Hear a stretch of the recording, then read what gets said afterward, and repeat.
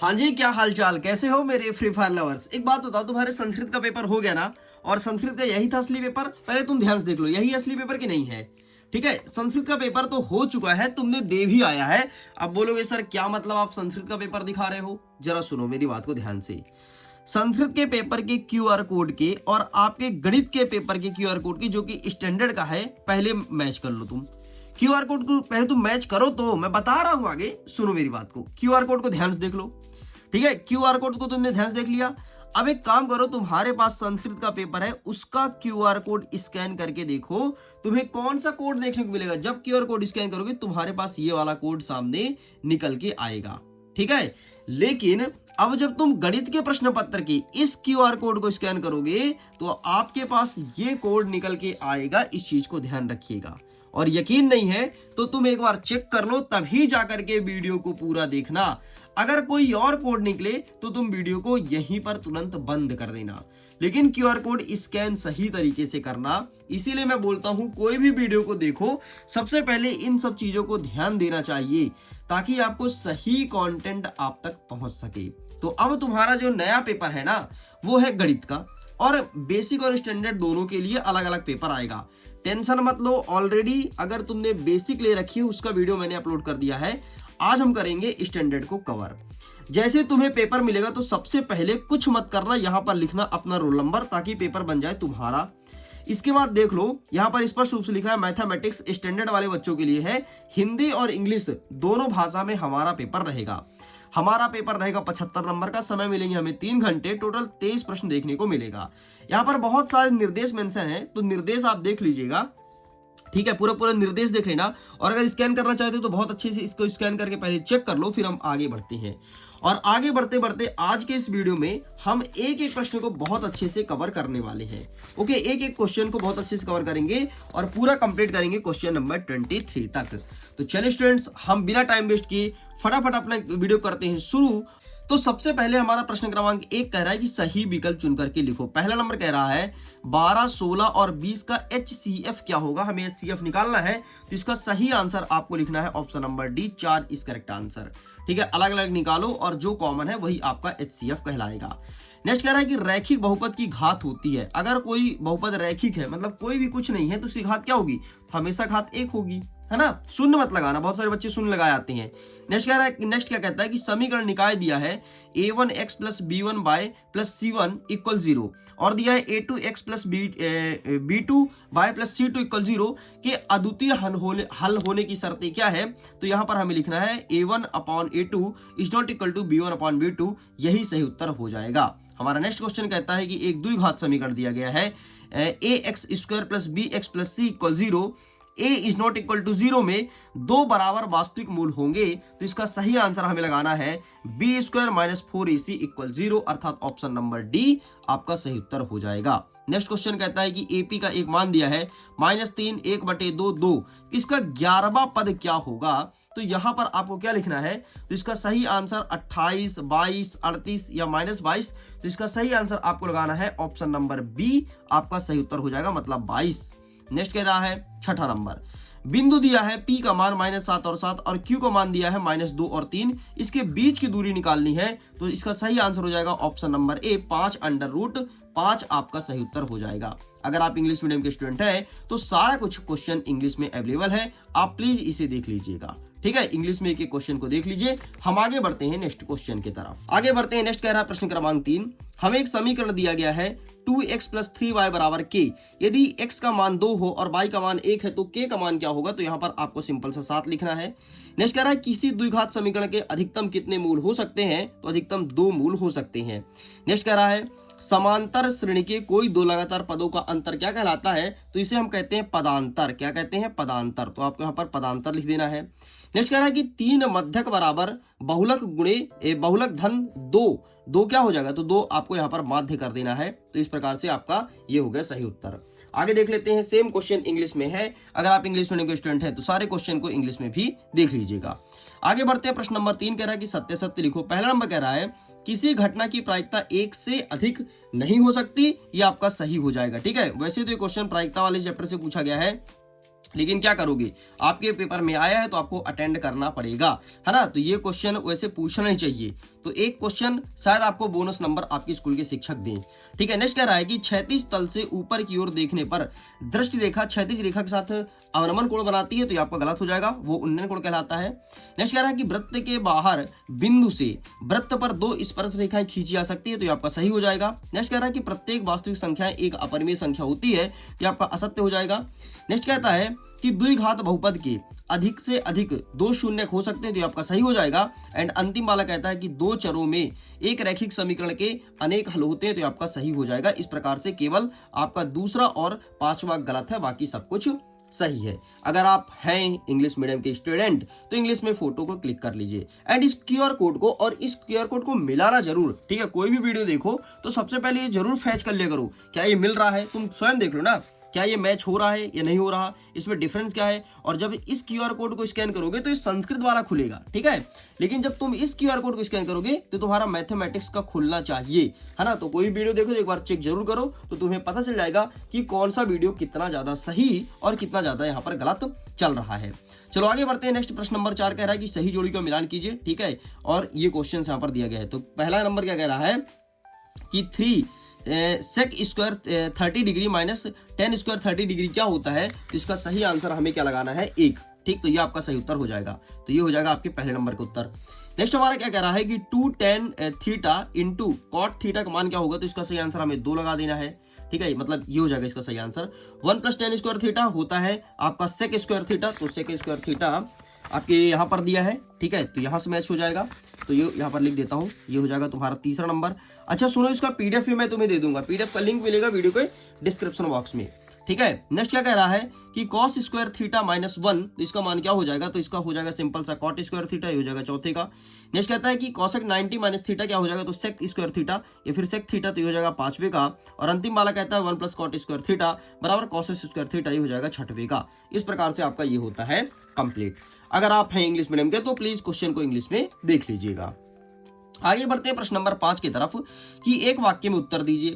इसमें कह रहा है कि संख्या हमें दिया गया है कुछ 156 के आभाज्य गुणनखंड लिखना है, तो इसका सिंपल सा आंसर आप लिख दोगे 2, 3 और 13, आपका यही सही उत्तर हो जाएगा। नेक्स्ट कह रहा है कि त्रिघात बहुपद की घात कितनी होती है, तो यहाँ पर आपको लिखना है 3। नेक्स्ट कह रहा है कि दो चर में रैखिक समीकरण का मानक रूप लिखना है, तो यहाँ पर आपको सिंपल से लिखना है ax + b/+ c = 0, ये आपका सही उत्तर हो जाएगा।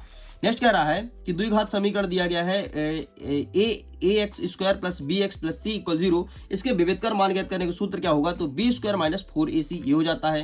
नेक्स्ट कह रहा है कि किसी असंभव घटना की प्रायिकता कितनी होती है, तो हमेशा 0 होती है। जब घटना ही नहीं घटेगा, असंभव है, तो प्रायिकता 0 ही होगी ना। नेक्स्ट कह रहा है कि वृत्त के एक बिंदु पर प्रतिच्छेद करने वाली रेखा को स्पर्श रेखा कहते हैं, यहाँ पर आपको हाँ कर देना है, ठीक है, एस। इस प्रकार से आपका ये होता है कंप्लीट। इंग्लिश मीडियम के हो तो इंग्लिश में सारे क्वेश्चंस को बहुत अच्छे से देख लीजिएगा। चलिए स्टूडेंट्स, अब यहाँ से स्टार्ट होता है हमारा प्रश्न क्रमांक 6। प्रश्न नंबर 6 कह रहा है कि 4, 16 और 20 का HCF निकालना है, ठीक है, तो इसका HCF क्या हो जाएगा, तो सिंपल सा इसका आंसर मैं तुम्हें दिखा देता हूँ कि इसका HCF तुम्हें क्या निकाल के लिखना है।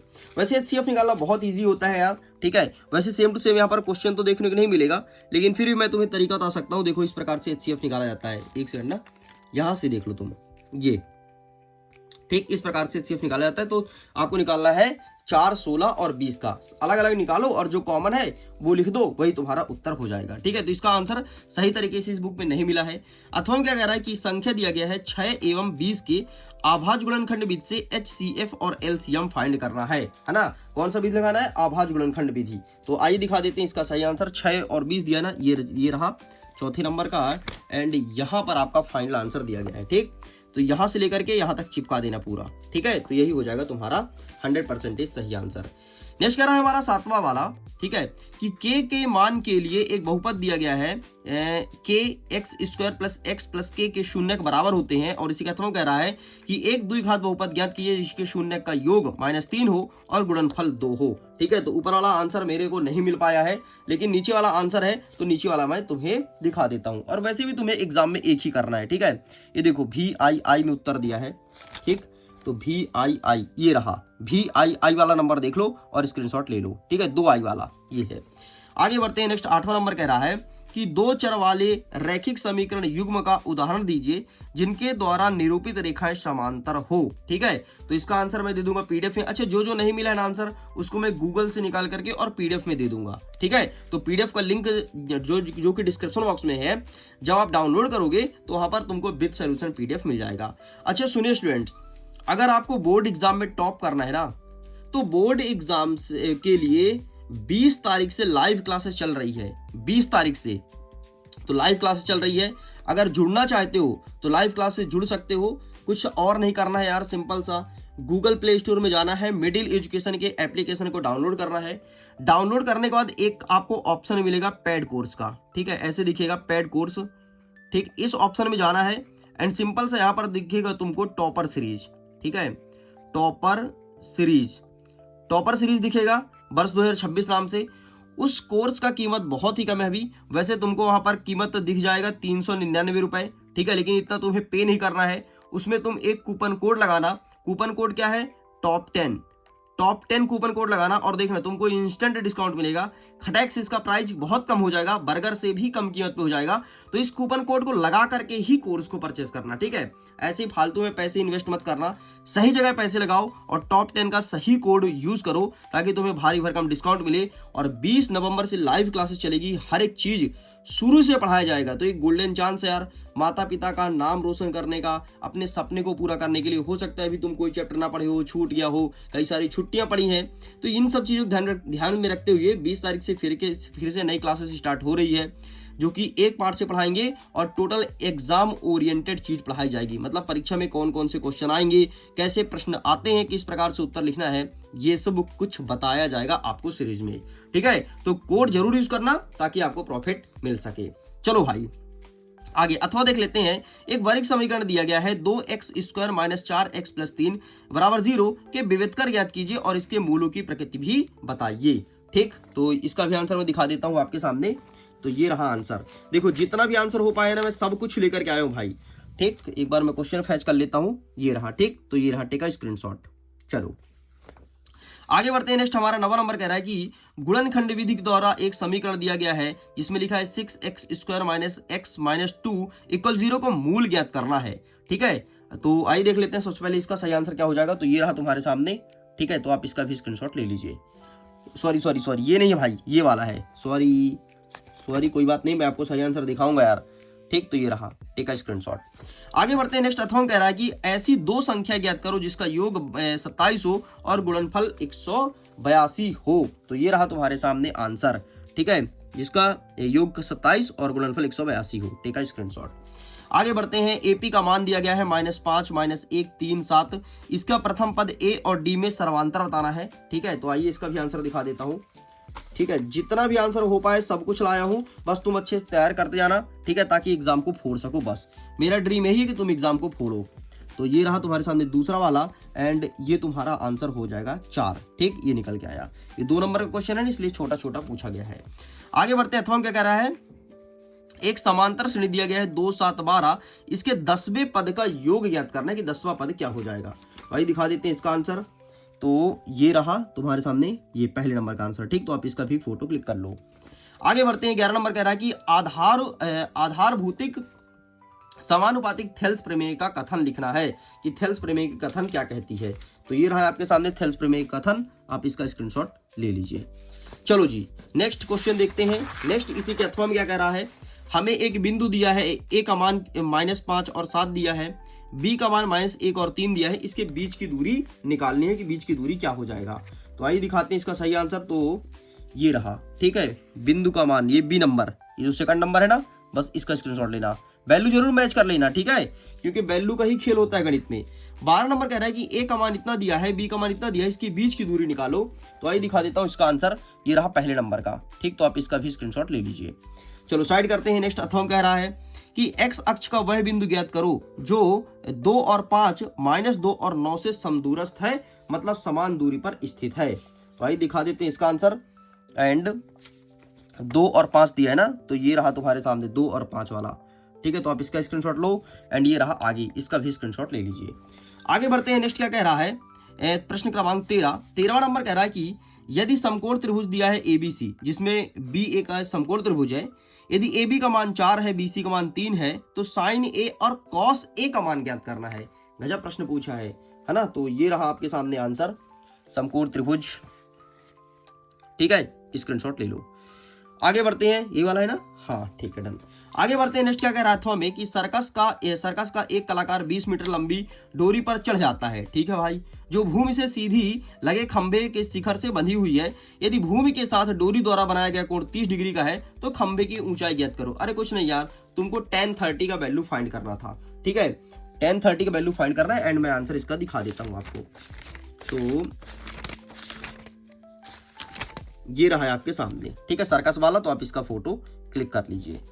आगे बढ़ते हैं। नेक्स्ट क्वेश्चन क्या कह रहा है, 14 नंबर कह रहा है कि निम्नलिखित का मान निकालो। ठीक है, एक वैल्यू दिया है sine 60 degree into cos 30 plus sine 30 into cos 60। दूसरे में कह रहा है कि tan square 45 degree plus cos square 30 degree minus sine square 60 degree. ये चीज बोला गया है। आइए दिखा देते हैं फटाफट इसका आंसर क्या हो जाएगा। तो ये रहा तुम्हारे सामने। ठीक, तो फटाफट आप इसका भी स्क्रीनशॉट ले लो।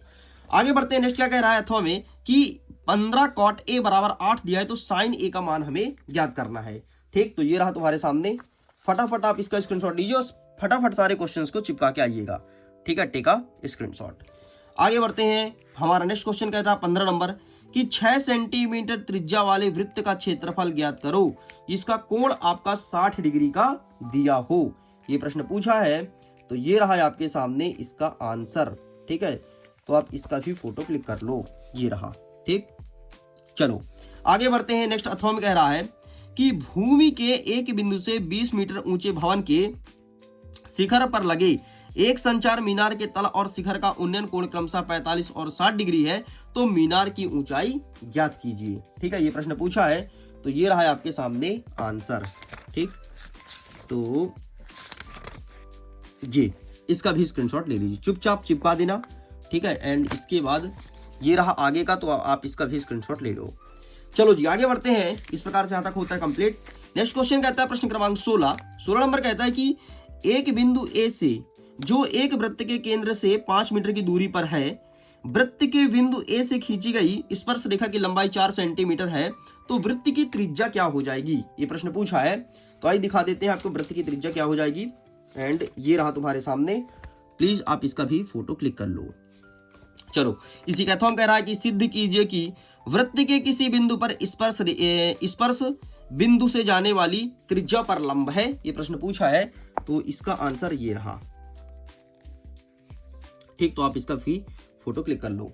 नेक्स्ट कह रहा है 17 नंबर, सिद्ध कीजिए कि किसी वृत्त के किसी व्यास के सिरे पर खींची गई स्पर्श रेखा के समांतर है। ठीक है, तो आइए इसका भी आंसर दिखा देते हैं। एंड ये रहा तुम्हारे सामने, इसका भी फोटो क्लिक कर लो।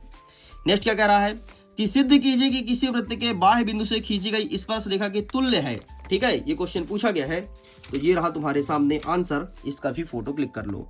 बढ़िया चिपका देना सारे क्वेश्चन को बहुत अच्छे से। आगे बढ़ते हैं। नेक्स्ट 18 नंबर कह रहा है कि रैखिक समीकरण से प्रतिस्थापन विधि से सॉल्व करना है। ठीक है, ये वाले वैल्यूज को, और अथवा कह रहा है कि द्विघात समीकरण को फाइंड करना है। आइए सबसे पहले हम प्रतिस्थापन विधि से क्वेश्चन को उड़ाते हैं, फिर हम देखेंगे द्विघात वाला। तो ये रहा तुम्हारे सामने प्रतिस्थापन। ठीक, तो ये चौथा नंबर का आंसर है। तो ये रहा तुम्हारे सामने, देखो जहां से चौथा लिखा है ना, वहां से लिख फोटो क्लिक करना है, एंड इसके बाद ये तुम्हें क्लिक कर देना है। आगे बढ़ते हैं। अथवा क्या कह रहा है, निम्न द्विघात समीकरण को हल कीजिए। ठीक है, इसे हमें सॉल्व करना है, तो आइए दिखा देते हैं इसका सही आंसर क्या होगा। तो ये रहा तुम्हारे सामने, द्विघात समीकरण को सॉल्व करो। क्या क्या दिया है, 3y वाला दिया है ना, ये एक सेकंड, 3y - 5 9x। ठीक है, यहाँ पर थोड़ी क्वेश्चन में देखो चेंजेस है, यहाँ पर 3x के स्थान पर y लिख दिया है, बाकी सब कुछ सेम टू सेम है। तो आपको तीसरे नंबर का फोटो क्लिक करना है। ठीक है, ये रहा तीसरा नंबर, ये रहा। चलो आगे बढ़ते हैं। नेक्स्ट क्या कह रहा है, 19 नंबर कह रहा है कि दो संख्या ज्ञात कीजिए जिसका योग 17 और गुणनफल आपका 72 हो। देखो सेम टू सेम लगभग क्वेश्चन है। ठीक है, यहाँ पर डेटा में चेंज किया गया, बाकी क्वेश्चन का पैटर्न सेम है, तो आपको आंसर भी लगभग सेम टाइप का ही लिखना है। अथवा क्या कह रहा है कि दो क्रमागत धनात्मक पूर्णांक ज्ञात कीजिए जिसके वर्गों का योग 365 हो। तो आपका आंसर दिखा देता हूं, ये रहा। प्लीज आप इसका भी फोटो क्लिक कर लो। ठीक, वर्गों का योग 365 हो, इसका भी फोटो क्लिक कर लो, और इस पैटर्न में आंसर उसका करना है। ठीक है, तरीका सीख लो, वैल्यू चेंज है, बाकी सब कुछ सेम है। चलो, ये होता है कंप्लीट। आगे बढ़ते हैं, 20वां नंबर कह रहा है कि एक त्रिभुज दिया है पी क्यू आर, ठीक है, जिसकी भुजा पी क्यू पर क्रमशः बिंदु ई और एफ स्थित है। तो बताइए कि ई एफ परपेंडिकुलर मतलब समांतर हुआ क्यू आर के, तो पीई का मान 3.9 सेंटीमीटर है, ई क्यू का मान 3 है, पी एफ का मान 3.6 है और एफ आर का मान 2.4 सेंटीमीटर है। ये प्रश्न पूछा है, तो आइए दिखा देते हैं इसका सही आंसर क्या लिखना है आपको। तो ये रहा है आपके सामने आंसर, प्लीज आप इसका भी स्क्रीनशॉट ले लो, ठीक है, ये पहले नंबर का, ठीक, ये रहा। एंड तुम्हें आगे भी लिखना है, ये यहां तक लिख के कंप्लीट करना है, इसके आगे मत लिखना, ठीक है, ये जो उत्तर लिखा ना बस यहां तक लिख देना है। चलो आगे बढ़ते हैं, नेक्स्ट क्या कह रहा है अथवा में। अथवा कह रहा है कि सिद्ध करो कि त्रिभुज की दो भुजाओं के मध्य मिलाने वाली रेखा तीसरी भुजा के समांतर है। ये भी मैं आपको दिखा दूंगा, ठीक है, पीडीएफ के थ्रू, तो वहां से देख लीजिएगा। आगे बढ़ते हैं, 21 नंबर का देख लो क्वेश्चन। 21 नंबर ऊपर कह रहा है कि सिद्ध करो कि एक वर्ग के किसी भुजा पर बनाए गए समबाहु त्रिभुज का क्षेत्रफल उसी वर्ग के विकर्ण पर बनाए गए समबाहु त्रिभुज के क्षेत्रफल का आधा होता है। और अथवा कहता है कि साइन ए का मान दिया है 3/4, तो हमें कॉस ए और टेन ए का मान ज्ञात करना है, तो हम नीचे वाला आपको दिखा देते हैं, ठीक है। बाकी ऊपर जो सिद्ध करने वाला है ना वो सब मैं आपको पीडीएफ के थ्रू दे दूंगा, तो वहां से डाउनलोड कर लेना। तो अभी देखो ये रहा है आपके सामने, ठीक, तो आप इसका भी स्क्रीनशॉट बढ़िया ले लीजिए। चलो भाई आगे बढ़ते हैं, नेक्स्ट हमारा 22वां नंबर क्या कह रहा है कि अनुपात दिया है A1/A2, B1/B2, C1/C2, ठीक है, तो ये हमें वैल्यू फाइंड करनी है। तो आइए देख लेते हैं कि इसका सही आंसर क्या हो जाएगा। तो ये रहा तुम्हारे सामने, ठीक, ये ठीक है स्क्रीनशॉट। आगे बढ़ते हैं, नेक्स्ट क्या कह रहा है कि सिद्ध करो कि सिद्ध करना है कि √5 एक अपरिमेय संख्या है, ठीक है, हमें बताना है कि √5 एक अपरिमेय संख्या है। तो इसका आंसर ये रहा है आपके सामने, ठीक, √5 एक अपरिमेय संख्या है, ठीक है, स्क्रीनशॉट। आगे बढ़ते हैं, नेक्स्ट हमारा 23वां नंबर क्या कह रहा है, जो कि अंतिम प्रश्न है। कह रहा है कि 2 अंकों की संख्या के अंकों का योग 9 है, ठीक है भाई, इस संख्या को 9 गुना संख्या के अंकों से पलटने पर बनी संख्या 2 गुना के बराबर, तो वह संख्या ज्ञात कीजिए। तो इसका भी आंसर मैं आपको पीडीएफ में दूंगा, बाकी नीचे वाला मैं दिखा देता हूं। 5 संतरा और 3 सेब का मूल्य 35 रुपए है, 2 संतरा और 4 सेब का मूल्य 28 रुपए, तो 1 संतरा और 1 सेब का मूल्य क्या होगा। तो सेब संतरा का मूल्य जान लो और करते हैं वीडियो को खत्म, सेब संतरा खरीदते टाइम। तो ये रहा तुम्हारे सामने सेब और संतरा का मूल्य, टेक अ स्क्रीनशॉट। इस प्रकार से स्टूडेंट्स, जैसा कि मैंने बोला था पूरा का पूरा प्रश्न पत्र कंप्लीट कराएंगे, एंड प्रश्न पत्र हो चुका है कंप्लीट। जो कुछ आंसर मुझे नहीं मिला है मैं गूगल करके आपको पीडीएफ के थ्रू दे दूंगा, वहां से डाउनलोड करना। अगर आपको मिलता है तो आप मेरे ग्रुप में शेयर कर देना, ताकि सभी बच्चे इसका फायदा उठा सकें। वीडियो पसंद आए तो वीडियो को लाइक करिए, अपने मित्रों तक शेयर जरूर कीजिएगा। पहली बार चैनल को सब्सक्राइब करना, एंड टॉपर सीरीज से जुड़ना है तो चेकआउट जरूर करना। मिडिल एजुकेशन के एप्लीकेशन को डाउनलोड करके मैं वीडियो को एंड करता हूं। Thanks for watching.